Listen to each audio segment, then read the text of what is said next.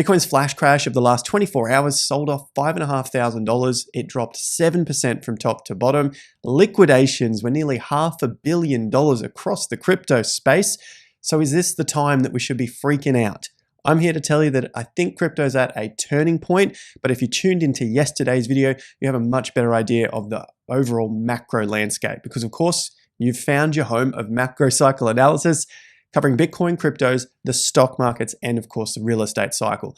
We take a holistic view of the financial markets to help explain what's going on in the markets to understand what might come next. Hit that like and of course subscribe if you haven't already. You guys are doing fantastically well. You've loved yesterday's video. That went absolutely ballistic. We're going to continue to follow up with that one and I'll leave a link to it at the end of this video in case you missed it. But we got to update what's going on today. Now we have a massive update to get through in today's video, but I wanted to remind you that our Ultimate Trader Accelerator is almost ready to launch. A link in the top of the video description will get you access to our free crypto and economic report. You'll get this screen here, drop your name and email address, and you'll be notified when the Ultimate Trader Accelerator goes live. Now, it is absolutely free, provided you use the links in the video description here for Bybit and BitGet. They are channel sponsors, but that is a free crypto trading education that's coming out very, very soon. So check the links there for SwiftX, Bybit, and BitGet. Let's kick it off with cold, hard facts about the markets,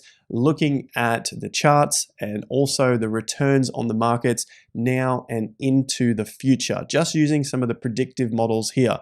Now, this particular post is looking at the German DAX, the Euro Top 50, and the S&P. Now, we want to look at the overall market here to see what the health is like out there, to see what's going on for Bitcoin and cryptos. I know a lot of us think that Bitcoin's going to have its own mind of its own because basically ETFs are here and nothing else can go wrong. But really, that is the mindset of a gambler and an amateur. Everything is interconnected out there. If cycles are going up, most things are going to go up with it. If cycles are going down, most things are going to go down with it. And in particular, even if the stock markets are heading sideways, sometimes even Bitcoin and cryptos can see significant losses like they have done over the course of history. We've seen the S&P 500 in 2018 basically go sideways. And for 2018, well, Bitcoin lost about 80%. Cryptos lost 99% of their values. So it's vitally important that we understand what's going on out there in the traditional markets to see whether we're still in tune, we're still trading with the trend, the macro trend. And in this case, we still see the macro trend as being up. This looks at the German DAX being 50% off its low. Historically, it keeps going higher. That's the most important there.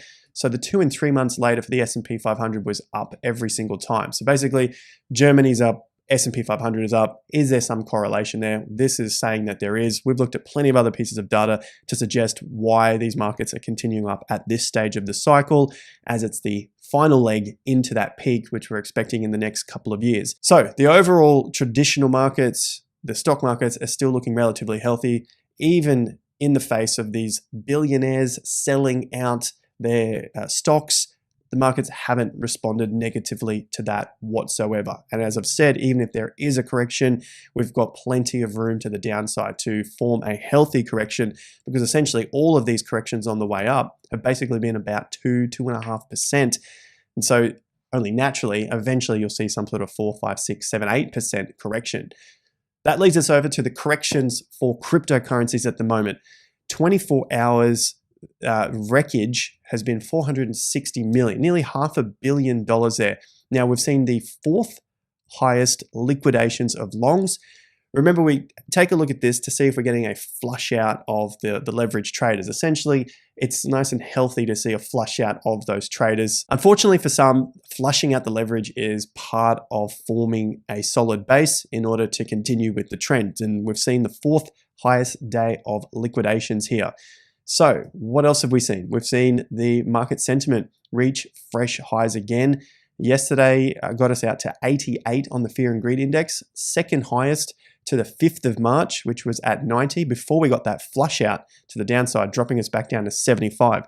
So a pretty swift move from 90 down to 75. That also flushes out some of the market sentiment. In this case, some of the greed. We need to see that flush out for the market to stabilize and continue higher.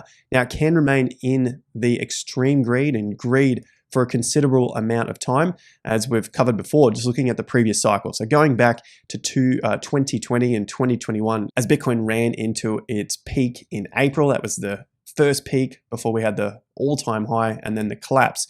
You can see that it did remain in the extreme greed for quite a period of time. Now, there was this particular section here. This is January of 2021. Now, there was something going on around that period, but as you can see, the market put in a higher low and continued up. And as it continued up, we got back into the greed. Come another flush out through here in late February, got us back down into that fearful zone. So you can see this orange in the background is the fear. And then as we went up into the top, you can see the market sentiment start to roll over. You had lower highs forming on the market sentiment, which was showing that there wasn't as much excitement about these higher prices.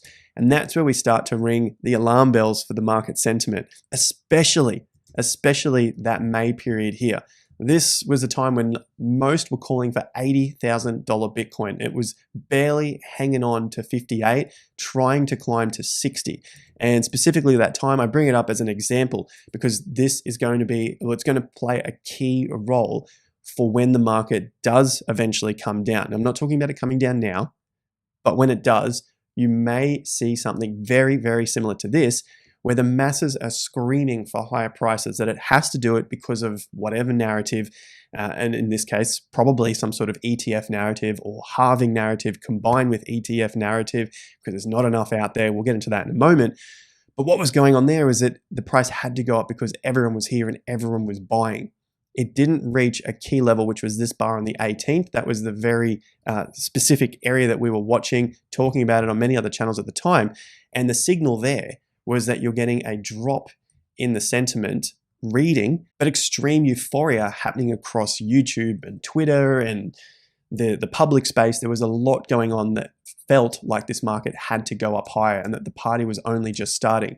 But as we continue to cover from the price data here on the chart, lower highs formed also for the market sentiment here. So the extreme greed fell out of the market into greed, which then also fell out into fear, had a recovery bounce here. So basically like a complacency bounce into that May top.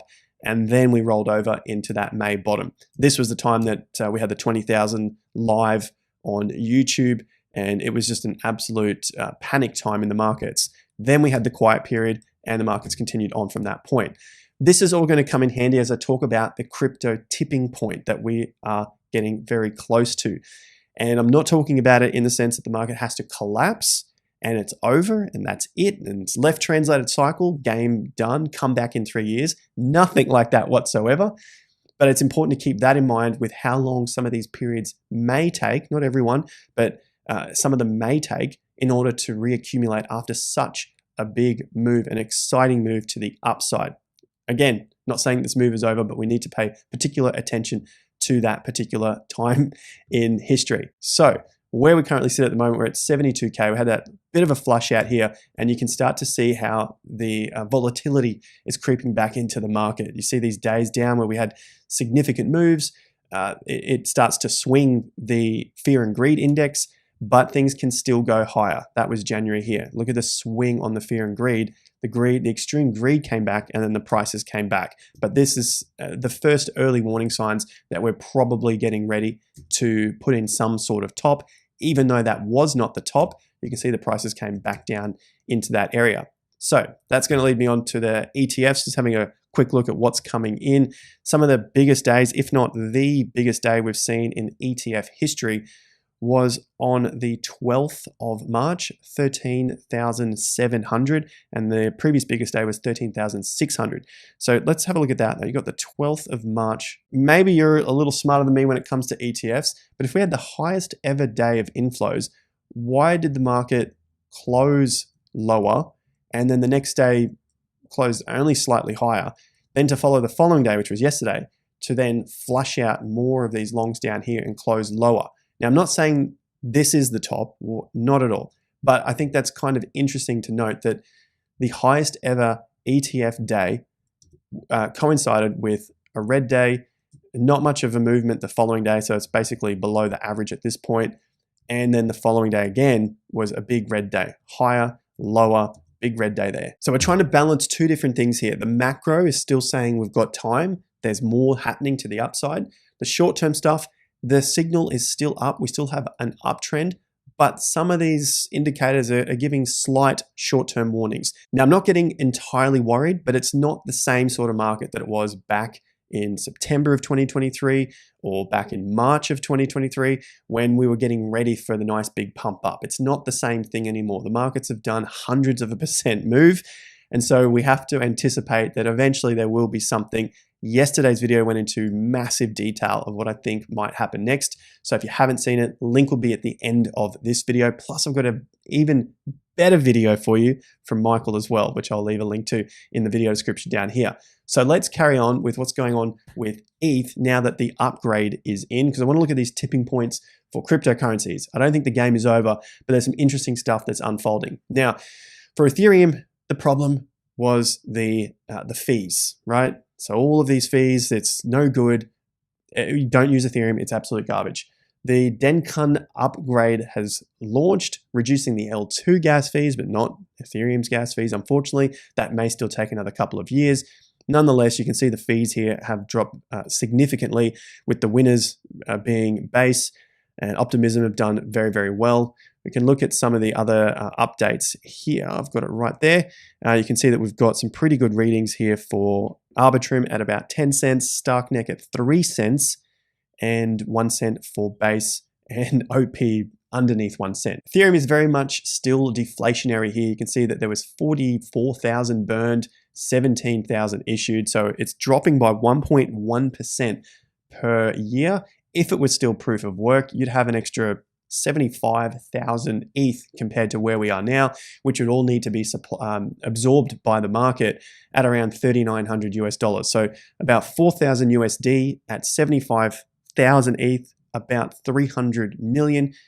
Add in the burn to that, then of course it's going to be less, but nonetheless, it's still a big number that would have needed to be absorbed, which is potentially showing up here on the ETH chart with a nice big skyrocketing move up past the monthly swing top and getting very close to the weekly swing top, which leads me to the pivot points on these charts. Now I've got the total cryptocurrency market cap, excluding ETH, Bitcoin, and stablecoins. This is an exclusive indicator with the TIA indicators. You can find a link to this in the top of the video description. 7-day free trial, emails daily to help you use each of these different indicators. So go and check that out now. Looking at this in terms of the tipping point, we can see the monthly swing top here. What has happened in the past with the total cryptocurrency market cap? Once it gets past this monthly swing top, it's basically gone on a big run from there. Now, we've gone on a very significant run. I've seen some comments from people saying my cryptos haven't pumped. I mean, there's been quite a significant pump so far, but there's still the possibility of an even bigger pump to come. Now, layering this on top of what I talked about yesterday, we have to understand where we are in the timing. So I'm not talking about today, tomorrow, next week. I think it's important to keep that in mind. But if we see this particular chart start to break above the previous monthly swing top and close above it, that's a very strong sign, not a guarantee, but a very strong sign that we might start to see these cryptos absolutely go bananas. So that would be the altcoin season that most have been waiting for. I think when the retail space starts to come about, that's probably where you'll start to feel it. Probably past this level here, which is roughly 660 billion up to 700 billion, and then obviously the all-time high. When things break all-time highs, everyone goes ballistic. That is going to be 1 trillion. So for some nice round numbers, look at 700 billion to $1 trillion on the total cryptocurrency market cap, excluding stablecoins, Bitcoin, and ETH. And that's going to give you a signal as to this tipping point of when things would potentially get bananas. You can also see this signal down here with the volume really starting to pick up as we hit and so far past the 50% level. That is why the 50% level is so vitally important for your trading. The 50% level shows the strength and the weakness in the market. And if it is able to break through on strength, keep going, or at least come back and retest, then you've really got a strong market on your hands. You can see exactly what happened last time as well through the breaking of that monthly swing top. And in terms of the 50% level, well, it came out right at the top of that monthly swing top. So it's nice how these things line up using the swing chart and the 50% level. And as it started to break through, you can see even just a little bit higher here, tons and tons of volume come into the market. Now, it doesn't mean that there is long to go, but you can really see that energy come in, and basically everyone's a winner, everyone's a genius. Doesn't matter what you put your money into, you're going to win. But, huge but, do you want to make massive money or do you want to make pennies? And the worst thing about being in this market and making pennies is that you've missed a huge opportunity. This is one thing that I want to give you, and it does offend a lot of people who hold these particular types of cryptos because they don't see it. It's just the facts from the charts. It's just looking at the data on the charts.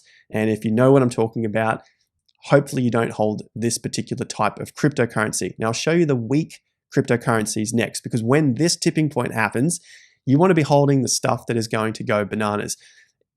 Just do not hold the weak stuff. It will go up against USD value. I'm not saying it won't go up against USD value, but it probably won't pump as hard as a lot of other cryptocurrencies which are not showing this sign. I've talked it up a lot because this is so vitally important. You get this opportunity once every few years. If you screw it up now, you'll have to wait again to get to that next point.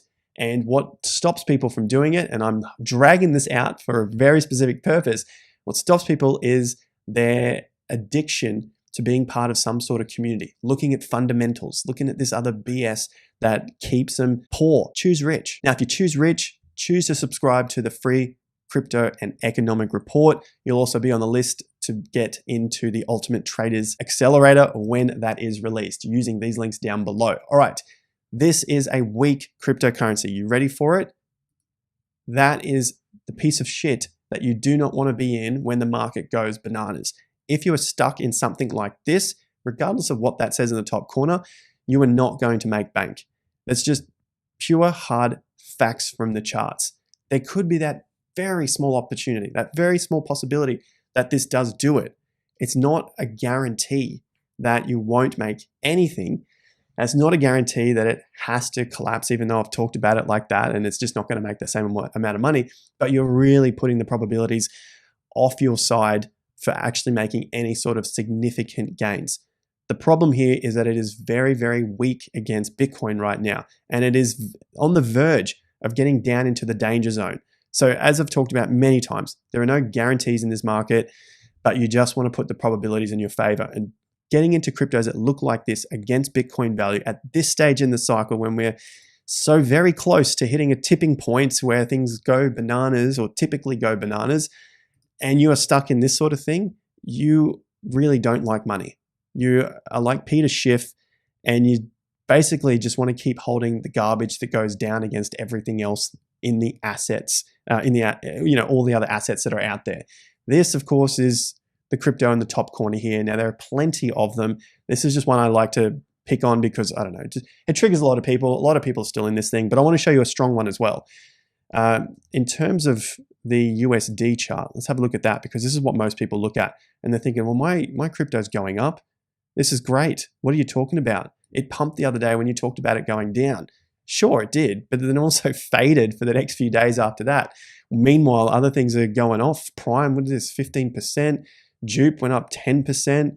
Solana's going up as well. You know, if you didn't get into Solana, check out some of the other ones that are in their ecosystem. But here it is, XRP, 30 cents. It's up 60 to 60 cents. It's done 100% in this entire move from the lows of June 2022, which is why it's even doing worse than Bitcoin. The biggest market cap in cryptocurrency is doing better than this thing.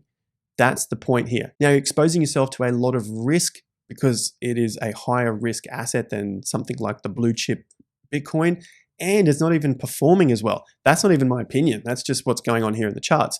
So there we go. Jupe's taken off again. So to put this one to bed for now, this is not something that looks very strong, even though on the USD chart, you can still see it going up. I've posted about it before on Twitter, X, that it has not even outperformed gold. Can you believe that? That is a friggin' joke. That is an absolute joke. All right, what is actually good? I'm just going to keep to the big ones. There is a lot that is good, of course. You let me know in the comment section what you like. I'll put a pinned comment up there. What's your favorite altcoin? I'll show you Solana. You know, the third or fourth top crypto here behind Bitcoin, Ethereum, and of course the stable coins in terms of market cap.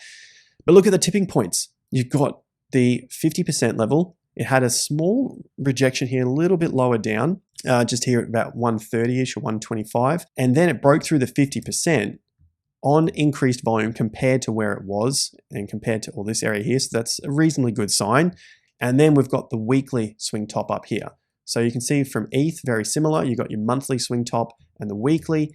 If I throw it onto monthly, you'll see exactly what I mean. That yellow line in the background, the swing indicator, shows you those clear areas that the market likes for support and resistance. And if it's able to squeeze through those significantly and convincingly, that's a really, really good sign. So on the monthly, there it is. On the weekly, around that 4,200 level is the next one to beat. I'm not saying this is going to happen today, tomorrow, next week. It still needs to get through that. And I suspect once ETH does it and once Solana does it, that is going to tip the total cryptocurrency market cap over this point here. Of course, this one excludes ETH, but Solana is going to play a very big part in getting the total market cap over that particular point, which then turns it into a pretty significant tipping point just based on previous history here. We've got some good volume. And when that rings, when that bell rings, you don't want to be in the stuff that is going down. XRP against BTC, essentially on the brink of breaking to levels below 2017. Could you imagine buying something before the bull market took off in 2017 and it's basically doing the same gains as what Bitcoin has done? It blows my mind. Solana BTC, on the other hand, for now, these things can change. In 2 or 3 years' time from this, maybe Solana has that same sort of chart. It fails here and just continues down from that point. Who knows? We honestly don't know. So from here, Solana is attempting to break this 50% level, and it's looking much better than something like XRP. You want to have charts that are looking more like this than what we just looked at with XRP. You can see a very, very clear difference there. So stay on the right side of the market. If they break down, there's no guarantees, but if they break down from these levels, that's going to be one of your signals to say, maybe this isn't going to be the coin that gets me to that $1 million status, that 20, 50x sort of status and hit my dream goals. And that's where your job comes in to go through all of your BTC charts and your altcoin charts. I've got heaps more coming up on the channel. Subscribe so that you can stay up to date with this as we watch the tipping point for crypto, as we watch Bitcoin's failed 4-year cycle warning, which I'll leave a link to at the end of this video. And don't forget to go and check out Michael's channel. This video here was an absolute stunner. It gets you so fired up and so bullish. It's your Elliott wave look at the market, because I think a lot of people are going to miss out on this particular next stage of the market with the possibility of a left translated cycle, which may turn out to be relatively good. That is in the link down below, as is this particular video. You've got lots of content to go and watch there. Thanks once again. See you at the next video. Till then, take care and peace out.